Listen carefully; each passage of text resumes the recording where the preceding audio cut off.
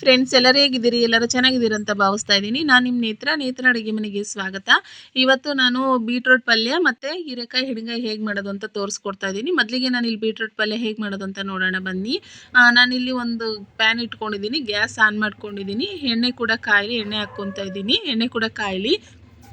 ಎಣ್ಣೆ ಕಾದ್ಮೇಲೆ ನಾನು ಇವಾಗ ಸಾಸಿವೆ ಹಾಕಿದ್ದೀನಿ. ಸಾಸಿವೆ ಕೂಡ ಚೆನ್ನಾಗಿ ಚಟಪಟ ಸಿಡಿತಾ ಇದೆ ನೋಡಿ.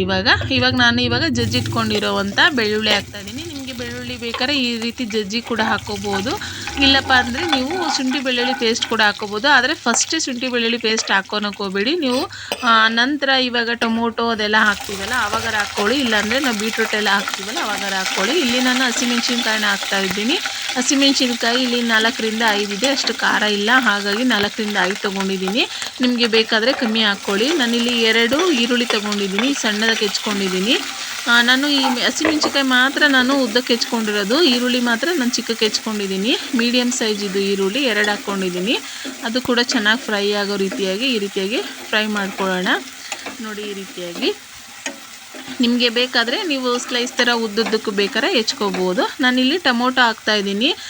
1 ಟೊಮೊಟೊ ತೊಗೊಂಡಿದ್ದೀನಿ, ಇದು ದಪ್ಪ ಸೈಜ್ ಇತ್ತು, ಹಾಗಾಗಿ ನಾನು 1 ಟೊಮೊಟೊ ತೊಗೊಂಡಿದ್ದೀನಿ. ಅದನ್ನು ಕೂಡ ಈ ರೀತಿಯಾಗಿ ಹೆಚ್ಕೊಂಡಿದ್ದೀನಿ ಸಣ್ಣಕ್ಕೆ. ಅದನ್ನು ಹಾಕಿ ಈ ರೀತಿಯಾಗಿ ಚೆನ್ನಾಗಿ ಫ್ರೈ ಮಾಡ್ಕೊಳ್ಳೋಣ ನೋಡಿ. ಈ ರೀತಿಯಾಗಿ ನಾನು ಫಸ್ಟೇ ಹಾಕಬೇಕಾಗಿತ್ತು, ನಾನು ಮರ್ತಿದ್ದೆ. ಇವಾಗ ಹಾಕ್ತಾಯಿದ್ದೀನಿ ಕಡಲೆಬೇಳೆನ. ನೀವು ಫಸ್ಟೇ ಹಾಕ್ಕೊಳ್ಳಿ, ಇಲ್ಲಾಂದರೆ ಈ ರೀತಿಯಾಗಿ ಇವಾಗಲೂ ಕೂಡ ಹಾಕ್ಕೋಬೋದು. ಕಡಲೆಬೇಳೆ ಹಾಕ್ತಾಯಿದ್ದೀನಿ. ಈ ರೀತಿ ಹಾಕಿದ್ರೂ ಕೂಡ ಬೇಯುತ್ತೆ, ನೀವೇನು ಇದು ಮಾಡ್ಕೊಳಕ್ಕೆ ಹೋಗಬೇಡಿ. ನಾನು ಹಾಕಿದ್ನೆಲ್ಲ ಬೆಂದಿತ್ತು. ನೀವಿನ್ನು ಫಸ್ಟೇ ಹಾಕ್ಕೊಳ್ಳಿ. ಇವಾಗ ಸಾಸಿವೆ ಹಾಕ್ತೀವಲ್ಲ ಆವಾಗಲೇ ಬೇಕಾದ್ರೆ ಹಾಕ್ಕೊಳ್ಳಿ. ಇವಾಗ ಹಾಕಿದ್ದೀನಿ ನಾನು. ಇವಾಗ ಅದನ್ನೆಲ್ಲ ಚೆನ್ನಾಗಿ ಈ ರೀತಿಯಾಗಿ ಮಿಕ್ಸ್ ಮಾಡ್ಕೊಳ್ಳೋಣ. ಕಡಲೆಬೇಳೆ ಮತ್ತು ಈರುಳ್ಳಿ ಟೊಮೊಟೊ ಎಲ್ಲ ಇದಾಗಬೇಕು, ಚೆನ್ನಾಗಿ ಈ ರೀತಿಯಾಗಿ ಮಿಕ್ಸ್ ಮಾಡ್ಕೊಳ್ಳೋಣ ನೋಡಿ.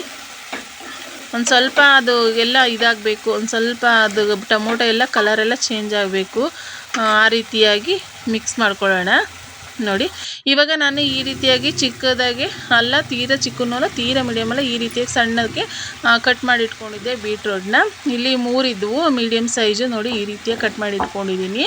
ಅದನ್ನು ಬೀಟ್ರೋಟ್ ಹಾಕಿ ಈ ರೀತಿಯಾಗಿ ಮಿಕ್ಸ್ ಮಾಡ್ಕೊಳ್ಳೋಣ ಚೆನ್ನಾಗಿ ನೋಡಿ. ಅದನ್ನೇ ನಾವೇನು ಬೇಯಿಸಿ ಸಪ್ರೇಟಾಗಿ ಹಾಕ್ತಾಯಿಲ್ಲ, ನಾನು ಎಲ್ಲ ಸಿಪ್ಪೆಲ್ಲ ತೆಗ್ದು ಕ್ಲೀನಾಗಿ ಅದನ್ನು ಈ ರೀತಿಯಾಗಿ ಕಟ್ ಮಾಡಿ ಹಾಕ್ತಾ ಇರೋದು. ಇದು ನೀರೇ ಬಿಟ್ಕೊಳ್ಳುತ್ತೆ. ಇದರಲ್ಲೇ ನಾವು ಈ ರೀತಿಯೆಲ್ಲ ಚೆನ್ನಾಗಿ ಎಣ್ಣೆ ಇದರಲ್ಲೇ ಈ ರೀತಿಯಾಗಿ ಫ್ರೈ ಮಾಡೋದ್ರಿಂದ ಬೇಗ ಬೇಯುತ್ತೆ ಕೂಡ. ಮತ್ತು ನಾವು ಕುಕ್ಕರಲ್ಲಿ ಬೇಯಿಸಿ ಮತ್ತು ಸಪ್ರೇಟಾಗಿ ಕುಕ್ಕರಲ್ಲೇ ಇದು ಮಾಡಿ ಹಾಕಬೇಕು ಅಂತ ಏನಿಲ್ಲ, ಈ ರೀತಿಯ ಪ್ಯಾನಲ್ಲೂ ಕೂಡ ಮಾಡ್ಬೋದು, ಭಾಳ ಚೆನ್ನಾಗಾಗುತ್ತೆ ನೋಡಿ. ಇವಾಗ ನಾನು ಇದಕ್ಕೆ ಒಂದು ಸ್ವಲ್ಪ ಅರಿಶಿನ ಹಾಕ್ತಾಯಿದ್ದೀನಿ.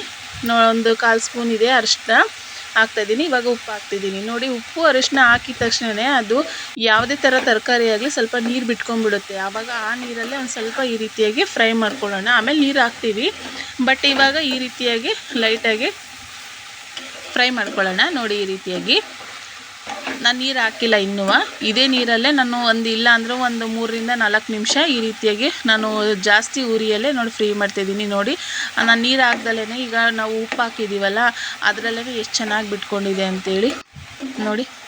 ಈ ರೀತಿಯಾಗಿ ಮಿಕ್ಸ್ ಮಾಡ್ಕೊತಾನೆ ಚೆನ್ನಾಗಿ ಫ್ರೈ ಮಾಡ್ಕೊಳ್ಳೋಣ. ಬೇಗ ಆಗಿಬಿಡುತ್ತೆ, ನಮಗೆ ಟೈಮ್ ಏನು ಅಷ್ಟು ಹಿಡಿಯಲ್ಲ ನೋಡಿ. ನಾನು ಅಲ್ಲಿ ಮೇಲೆ ಕೆಳಗೆ ಈ ರೀತಿ ಎಲ್ಲ ಮಾಡ್ತಾಯಿದ್ದೀನಲ್ಲ, ಆವಾಗ ನೋಡಿ ನೀವೇ ಉಪ್ಪು ಮತ್ತು ಒಂದು ಸ್ವಲ್ಪ ಅರಿಶಿನ ಹಾಕಿದ ತಕ್ಷಣ ಈ ರೀತಿಯಾಗಿ ಬಿಟ್ಕೊಂಡ್ಬಿಟ್ಟಿದೆ. ಇವಾಗ ನಾನು ತುರಿದಿರೋ ಕಾಯಿ ಹಾಕ್ತಾಯಿದ್ದೀನಿ. ನಾನಿಲ್ಲಿ ಒಂದು ಕಾಯಿಯಲ್ಲಿ ಅರ್ಧ ಕಾಯಿ ಅಂದರೆ ಮುಂದೆ ಇರುತ್ತೆ ನೋಡಿ, ಅದು ಸ್ವಲ್ಪ ನನ್ನ ಕೈಯಿಂದ ಒಂದು ಹಿಡಿ, ಅದ್ರ ಮೇಲೆ ಒಂದು ಸ್ವಲ್ಪ ಒಂದು ಬೌಲಲ್ಲಿ ಲೆಕ್ಕ ಆದರೆ 1 ಬೌಲ್ ಲೆಕ್ಕ ಅದರಲ್ಲಿ ಹಾಕ್ತಾಯಿದ್ದೀನಿ. ನಿಮಗೆ ಬೇಕಾದರೆ ಕಾಯಿ ಹಾಕ್ಕೊಳ್ಳಿ, ಬೇಡ ಅಂದರೆ ಸ್ಕಿಪ್ ಮಾಡ್ಕೊಳ್ಳಿ. ಕಾಯಿ ಹಾಕಿದರೆ ತುಂಬ ಚೆನ್ನಾಗಿರುತ್ತೆ ಟೇಸ್ಟ್ ಕೂಡ ನೋಡಿ. ಇವಾಗ ಅದನ್ನೆಲ್ಲ ಹಾಕಿ ಚೆನ್ನಾಗಿ ರೀತಿಯಾಗಿ ಮಿಕ್ಸ್ ಮಾಡ್ಕೊಳ್ಳೋಣ. ಇವಾಗ ಮಿಕ್ಸ್ ಮಾಡಿಕೊಂಡು ನಾನಿನ್ನೂ ನೀರು ಹಾಕಿಲ್ಲ. ನಾನಿಲ್ಲಿ 1 ಸ್ಪೂನು ಸಾಂಬಾರು ಪೌಡರ್ ಹಾಕ್ತಾಯಿದ್ದೀನಿ. ಇದು ಮನೆಯಲ್ಲೇ ಮಾಡಿರೋ ಸಾಂಬಾರು ಪೌಡರ್ ಇದು. ಮತ್ತು ಜೊತೆಗೆ ಈಗ ಖಾರದ ಪುಡಿ ಕೂಡ ಹಾಕ್ತಾಯಿದ್ದೀನಿ ನಾನು. ನಾನು ಮುಂಚೆನೇ ಹೇಳಿದೆ ನಾನು ಮೆಣಸಿನ್ಕಾಯಿ ಖಾರ ಇಲ್ಲ ಅಂತ. ಮತ್ತು ಆಮೇಲೆ ಇದು ಖಾರ ಇಲ್ಲ ಅನ್ನೋದಕ್ಕಿಂತ ಹೆಚ್ಚಿಗೆ ಈ ಬೀಟ್ರೋಟ್ ಪಲ್ಯಗೆ ಒಂದು ಸ್ವಲ್ಪ ಖಾರ ಜಾಸ್ತಿ ಇದ್ರೇ ತಿನ್ನೋಕ್ಕೆ ಚೆನ್ನಾಗಿ, ಇಲ್ಲ ಅಂದರೆ ಸ್ವೀಟ್ ಅನಿಸ್ಬಿಡುತ್ತೆ, ಅಷ್ಟು ತಿನ್ನೋಕ್ಕೆ ಅಷ್ಟು ಇಷ್ಟ ಆಗಲ್ಲ. ಹಾಗಾಗಿ ಒಂದು ಸ್ವಲ್ಪ ಖಾರ ಜಾಸ್ತಿನೇ ಇರಲಿ, ಜಾಸ್ತಿ ಅಂದರೆ ತುಂಬ ಜಾಸ್ತಿ ಅಲ್ಲ, ಒಂದು ಮೀಡಿಯಮ್ ಆಗಿರಲಿ. ಒಂದು ಸ್ವಲ್ಪ ಖಾರ 1 ಸ್ಪೂನ್ ಖಾರ ಪುಡಿ ಹಾಕ್ಕೊಂಡು ಈ ರೀತಿಯಾಗಿ ಎಲ್ಲ ಚೆನ್ನಾಗಿ ಮಿಕ್ಸ್ ಮಾಡ್ಕೊತಾ ಇದ್ದೀನಿ ನೋಡಿ. ಇವಾಗ ಇನ್ನೂ ನಾನು ನೀರು ಹಾಕ್ತಾಯಿದ್ದೀನಿ.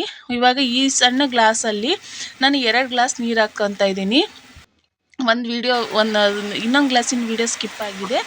ಇವಾಗ ನಾನು ಈ ಥರ 2 ಗ್ಲಾಸ್ ನೀರು ಹಾಕ್ಕೊಂಡು ಈ ರೀತಿಯಾಗಿ ಚೆನ್ನಾಗಿ ಎಲ್ಲ ಮಿಕ್ಸ್ ಮಾಡ್ತಾಯಿದ್ದೀನಿ. ನಾನು ಜಾಸ್ತಿ ನೀರು ಹಾಕ್ಕೊತಾ ಇಲ್ಲ. ನಿಮಗೆ ಬೇಕಾದರೆ ನಿಮ್ಗೆ ಸ್ವಲ್ಪ ಪಲ್ಯ ಸ್ವಲ್ಪ ತೆಳುವಾಗಿ ಬೇಕು ಅಂದರೆ ಸ್ವಲ್ಪ ನೀರು ಜಾಸ್ತಿ ಹಾಕ್ಕೊಳ್ಳಿ. ಇಲ್ಲ ನನಗೆ ಉದುರಾಗಿ ಇದು ಸ್ವಲ್ಪ ಬೇಕು ಅಂತಂದರೆ ನೀವೊಂದು ಸ್ವಲ್ಪ ನೀರು ಕಮ್ಮಿ ಮಾಡ್ಕೊಳ್ಳಿ. ಈಗ ಚೆನ್ನಾಗಿ ಬೇರೆ ಬಿಡೋಣ, ಕ್ಯಾಪ್ ಮುಚ್ಚಿ ಬಿಟ್ಟಿದ್ದೀನಿ ನೋಡಿರಿ. ಮತ್ತೆ ಇನ್ನೊಂದು ಸತಿ ತೆಗೆದು ನೋಡ್ತಾ ಇದ್ದೀನಿ. ನಾನು ಜಾಸ್ತಿ ನೀರು ಹಾಕಿಲ್ಲ, ಇಷ್ಟೇ ನೀರಲ್ಲೇ ಇನ್ನೊಂದು ಸತಿ ಇದು ಮಾಡ್ಕೊಂಡು ಮಿಕ್ಸ್ ಮಾಡಿ ಚೆನ್ನಾಗಿ ಇನ್ನೊಂದು ಸತಿ ಇದು ಮಾಡ್ತಾ ಇದ್ದೀನಿ. ನೋಡಿ ಎಷ್ಟು ಚೆನ್ನಾಗಿ ಇದಾಗಿದೆ ಅಂತೇಳಿ. ಒಂದು ಸ್ವಲ್ಪ ಬೇಯಲ್ಲಿ ಬಿಡ್ರಿ, ಇನ್ನೊಂದು ಸ್ವಲ್ಪ ನೋಡಿ. ಇವಾಗ ನನಗೆಲ್ಲ ಆಗಿದೆ, ಇವಾಗ ಬೆಂದಿದೆ ಕೂಡ. ಇವಾಗ ಚೆಕ್ ಮಾಡಿ ತೋರಿಸ್ತಾ ಇದ್ದೀನಿ ನೋಡಿ ಬೆಂದಿದೆಯೋ ಇಲ್ಲ ಅಂತೇಳಿ. ಒಂದು ಸ್ಪೂನ್ ಸಹಾಯದಿಂದ ನೋಡಿ ಬೆಂದಿದೆ. ನಾವು ಫಸ್ಟೇ ಹುರ್ಕೊಂಡಿರ್ತೀವಲ್ಲ ಎಣ್ಣೆ ಹಾಕಿದಾಗ, ಆವಾಗಲೇ ಒಂದು ಸ್ವಲ್ಪ ಅರ್ಧ ಬೆಂದಿರುತ್ತೆ. ಹಾಗಾಗಿ ನೋಡಿ ಎಷ್ಟು ಚೆನ್ನಾಗಾಗಿದೆ ಅಂತ. ಬನ್ನಿ ಇವಾಗ ನಾನು ಹೀರೆಕಾಯಿ ಎಣ್ಗಾಯಿ ಪಲ್ಯ ಹೇಗೆ ಮಾಡೋದು ಅಂತ ತೋರಿಸ್ಕೊಡ್ತಾ ಇದ್ದೀನಿ.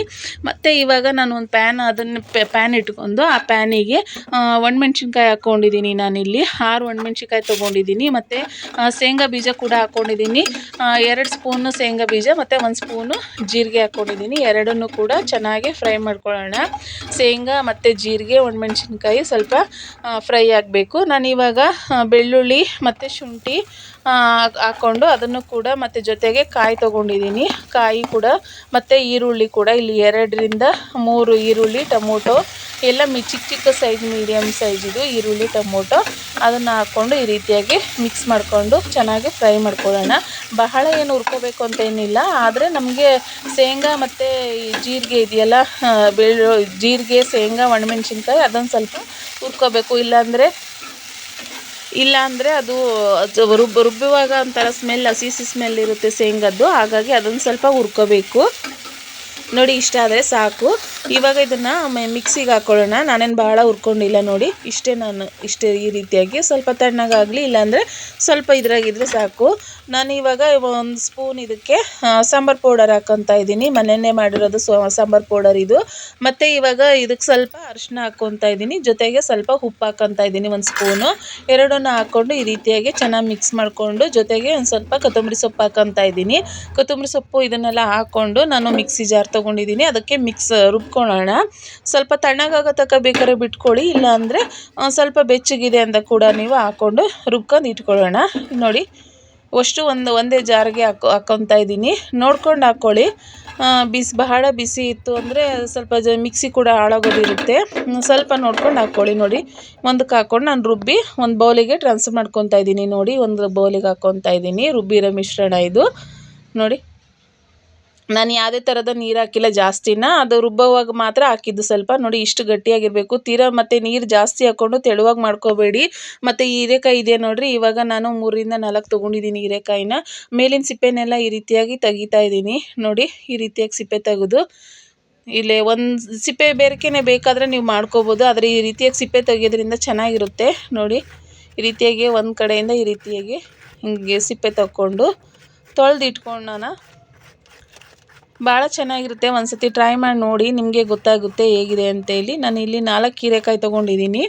ಈ ರೀತಿಯಾಗಿ ಎಲ್ಲ ಚೆನ್ನಾಗಿ ಎಲ್ಲದನ್ನು ಕೂಡ ತಗೊಂಡಿದ್ದೀನಿ. ಇವಾಗ ಒಂದು ಬೌಲಲ್ಲಿ ನಾನು ನೀರು ಇಟ್ಕೊಂಡಿದ್ದೀನಿ. ನೋಡಿ ನಿಮಗೆ ಎಷ್ಟು ಬೇಕೋ ಅಷ್ಟು ಗಾತ್ರದಲ್ಲಿ ನೀವು ಕಟ್ ಮಾಡಿ ಇಟ್ಕೋಬೋದು. ನಾನು ಈ ರೀತಿಯಾಗಿ ಇಷ್ಟು ಸೈಜಲ್ಲಿ ನಾನು ಕಟ್ ಮಾಡಿ ಇಟ್ಕೊಂಡಿದ್ದೀನಿ. ನಿಮಗೆ ಚಿಕ್ಕದು ಬೇಕಾದ್ರೆ ಚಿಕ್ಕದು, ಇಲ್ಲ ದೊಡ್ಡದು ಬೇಕಾದರೆ ದೊಡ್ಡದು ಕೂಡ ನೀವು ಮಾಡ್ಕೋಬೋದು. ನಾನು ಇಷ್ಟು ಸೈಜಲ್ಲಿ ನಾನು ಮಾಡ್ಕೊತಾ ಇದ್ದೀನಿ. ನೋಡಿ ಇಷ್ಟಿಷ್ಟು ಸೈಜ್ ಆದರೆ ಸಾಕು ನನಗೆ. ನೋಡಿಕೊಂಡು ಇದನ್ನೆಲ್ಲ ಕ್ಲೀನಾಗಿ ಚೆನ್ನಾಗಿ ತೊಳ್ಕೊಳ್ಳೋಣ. ಅದು ಮೇಲಿನ ಸಿಪ್ಪೆ ಎಲ್ಲ ತೆಗ್ದಿರ್ತೀವಲ್ಲ, ಅದು ಮೇಲಿಂದೆಲ್ಲ ಇರುತ್ತೆ ಇನ್ನೂ ಅದರೊಳಗೆ. ಹಾಗಾಗಿ ನೋಡಿ ಇವಾಗ ನೀರೆಲ್ಲ ತೆಗ್ದು ನಾನು ಇದು ಮಾಡ್ಕೊಂಬಂದಿದ್ದೀನಿ ಬಸ್ತು. ಇವಾಗ ಅದ್ರ ಮಧ್ಯೆ ಈ ರೀತಿಯಾಗಿ ಶೇಪ್ ತೊಗೊಂಡು ಅದನ್ನು ನಾವು ರುಬ್ಬಿಟ್ಕೊಂಡಿದ್ವಲ್ಲ ಮಸಾಲೆ ಪದಾರ್ಥನ, ಅದನ್ನೆಲ್ಲ ಇದ್ರ ಮಧ್ಯೆ ಹಾಕಿ ಒಂದು ಪ್ಲೇಟಲ್ಲಿ ಈ ರೀತಿಯಾಗಿ ಇಟ್ಕೊಳ್ಳೋಣ. ನೋಡಿ ಈ ರೀತಿಯಾಗಿ ಎಷ್ಟು ಚೆನ್ನಾಗಾಗುತ್ತೆ ಅಂದರೆ ಒಂದು ಸತಿ ನೀವು ಟ್ರೈ ಮಾಡಿ ನೋಡಿ, ನಿಮಗೆ ಗೊತ್ತಾಗುತ್ತೆ ಹೇಗಿತ್ತು ಅಂತೇಳಿ. ನೋಡಿ ಈ ರೀತಿಯಾಗಿ ಪ್ರತಿಯೊಂದಕ್ಕೂ ಈ ರೀತಿಯಾಗಿ ಇದು ಮಾಡ್ಕೊಳ್ಳೋಣ. ನಿಮಗೆ ಸೈಜ್ ಎಷ್ಟು ಬೇಕೋ ಅಷ್ಟು ನೋಡ್ಕೊಂಡು ಬೇಕಾದ್ರೆ ಕಟ್ ಮಾಡಿ ಇಟ್ಕೊಳ್ಳಿ. ನಾನು ಈ ರೀತಿಯಾಗಿ ಕಟ್ ಮಾಡಿ ಇಟ್ಕೊಂಡಿದ್ದೀನಿ. ನೋಡಿ ಇಷ್ಟ ಆಗಿದೆ. ನೋಡಿ 4 ಹೀರೆಕಾಯಲ್ಲಿ ಇಷ್ಟು ಹೀರೆಕಾಯ್ದು ಇಷ್ಟಾಗಿದೆ ನೋಡಿ. ಇವಾಗ ನನ್ನ ಜೊತೆಗೆ ಅದಕ್ಕೆಲ್ಲ ಹಾಕಿ ಉಳಿದಿರೋದು ಮಸಾಲ ಇದು. ಇವಾಗ ನಾನು ಇನ್ನು ಪ್ಯಾನ್ ಇಟ್ಕೊಂಡಿದ್ದೀನಿ. ಆ ಪ್ಯಾನಿಗೆ ಒಂದು ಸ್ವಲ್ಪ ಎಣ್ಣೆ ಹಾಕ್ಕೊತಾ ಇದ್ದೀನಿ. ಸ್ವಲ್ಪ ಅಲ್ಲ, ಸ್ವಲ್ಪ ಜಾಸ್ತಿನೇ ಹಾಕ್ಕೊಳ್ಳಿ. ಎಣ್ಣೆಗಾಯಿ ಅಂದರೆ ಸ್ವಲ್ಪ ಜಾಸ್ತಿನೇ ಬೇಕು. ಇವಾಗ ಹೀರೆಕಾಯಿ ಇದರಲ್ಲಿ ಬೇಯಬೇಕಲ್ಲ, ಹಾಗಾಗಿ ನಾನು ಇವಾಗ ತುಂಬಿಟ್ಕೊಂಡಿದ್ದೀವಲ್ಲ ಹೀರೆಕಾಯಿ ಮಸಾಲೆ ಎಲ್ಲ ತುಂಬಿಟ್ಕೊಂಡಿದ್ದೀವಲ್ಲ ಅದನ್ನೆಲ್ಲ ಈ ರೀತಿಯಾಗಿ ಒಂದೊಂದೇ ಹಾಕ್ಕೊಳ್ಳೋಣ ನೋಡಿ. ಇವಾಗ ಅಷ್ಟು ಹಾಕ್ಕೊಂಡು ಚೆನ್ನಾಗಿ ಮಿಕ್ಸ್ ಮಾಡ್ಕೊಳ್ಳೋಣ. ಅದು ಕಲರ್ ಎಲ್ಲ ಬಿಡಬೇಕು. ಈಗ ನಮಗೆ ಸ್ವಲ್ಪ ಕಲರ್ ಇದಾಗುತ್ತೆ ನೋಡಿರಿ, ಎಣ್ಣೆದೆಲ್ಲ ನಾವು ಇದನ್ನು ಮೆಣಸಿನ್ಕಾಯಿ ಹಾಕಿದ್ವಲ್ಲ ಅದ್ರ ಕಲರೆಲ್ಲ ಬಿಡುತ್ತೆ ನೋಡಿ. ಈ ರೀತಿಯಾಗಿ ಚೆನ್ನಾಗಿ ಮಿಕ್ಸ್ ಮಾಡಿ, ಏನೂ ಆಗಲ್ಲ. ಎಲ್ಲದನ್ನು ಚೆನ್ನಾಗಿ ಈ ರೀತಿಯಾಗಿ ಮೇಲೆ ಕೆಳಗೆ ಇದು ಮಾಡ್ಕೊತ ಒಂದೊಂದೇ ಮಿಕ್ಸ್ ಮಾಡಿ ಭಾಳ ಚೆನ್ನಾಗಾಗುತ್ತೆ ನೋಡಿ. ಒಂದೊಂದೇ ತಗೊಂಡು ಈ ರೀತಿಯಾಗಿ ಮಿಕ್ಸ್ ಮಾಡ್ಕೊಳ್ಳಿ. ಒಳಗೆಲ್ಲ ಮಸಾಲೆ ಎಲ್ಲ ಚೆನ್ನಾಗಿ ತುಂಬ್ಕೊಂಡಿರುತ್ತೆ. ಹಾಗಾಗಿ ನೀವೇನು ಇದು ಮಾಡ್ಕೊಳ್ಳೋಂಥದ್ದಿರಲ್ಲ, ಎಲ್ಲ ಇದಾಗುತ್ತೆ ಅಂತ. ಈ ರೀತಿಯಾಗಿ ನೋಡಿ. ಇವಾಗ ಎಣ್ಣೆ ಈ ರೀತಿಯಾಗಿ ಬಿಟ್ಕೋಬೇಕು. ಎಣ್ಣೆ ಜೊತೆ ಕಲರ್ ಒಂದು ಸ್ವಲ್ಪ ನೋಡಿ ಅಲ್ಲಿ ತನಕನೂ ಫ್ರೈ ಮಾಡ್ಕೊಳ್ಳಿ. ಭಾಳ ಫ್ರೈ ಮಾಡಿಕೊಂಡ್ರೆ ಇದರಲ್ಲೇ ಬೆಂದ್ಬಿಡುತ್ತೆ ಮಸಾಲೆ ಇದರಲ್ಲೇ. ಮತ್ತು ನೀವೇನು ತಳ ಹಿಡ್ಕೊಳ್ಳುತ್ತೆ ಅಂತ ಏನು ಅನ್ಕೊಳಕ್ಕೆ ಹೋಗ್ಬೇಡ್ರಿ. ಈಗ ಉಳ್ದಿತ್ತಲ್ಲ ಆ ಮಿಶ್ರಣನ ಅಷ್ಟು ಹಾಕ್ಕೊಂಡು ನೋಡಿ. ಇವಾಗ ಅಷ್ಟು ಮಿಶ್ರಣನ ಹಾಕ್ಕೊಂಡು ಈ ರೀತಿ ಮಿಕ್ಸ್ ಮಾಡ್ಕೊಳ್ಳೋಣ. ನಿಮಗೆ ಜಾಸ್ತಿ ನೀರು ಬೇಕು ಅಂದರೆ ನೀರು ಬೇಕಾದ್ರೆ ಹಾಕ್ಕೊಳ್ಳಿ. ನಿಮಗೆ ಗ್ರೇವಿ ಭಾಳ ಬೇಕು ಅಂದರೆ, ನನಗೆ ಗಟ್ಟಿ ಇರಬೇಕು ಈ ರೀತಿಯಾಗಿ, ಹಂಗಾಗಿ ನಾನು ಇಷ್ಟು ಇದು ಮಾಡ್ಕೊಂಡಿದ್ದೀನಿ. ನಿಮ್ಗೆ ನೀರು ಜಾಸ್ತಿ ಬೇಕಾದ್ರೆ ಹಾಕ್ಕೊಳ್ಳಿ. ಅದರಲ್ಲಿ ಇದರಲ್ಲಿತ್ತಲ್ಲ ಜಾರಲ್ಲಿರೋ ನೀರು ಮತ್ತು ನಾನು ಬೌಲಲ್ಲಿ ಹಾಕಿದ್ನಲ್ಲ ಮಸಾಲೆ ಇತ್ತಲ್ಲ ಅದರಲ್ಲಿ ನೀರನ್ನು ಮಾತ್ರ ಹಾಕ್ಕೊಂಡಿದ್ದೀನಿ ನಾನು.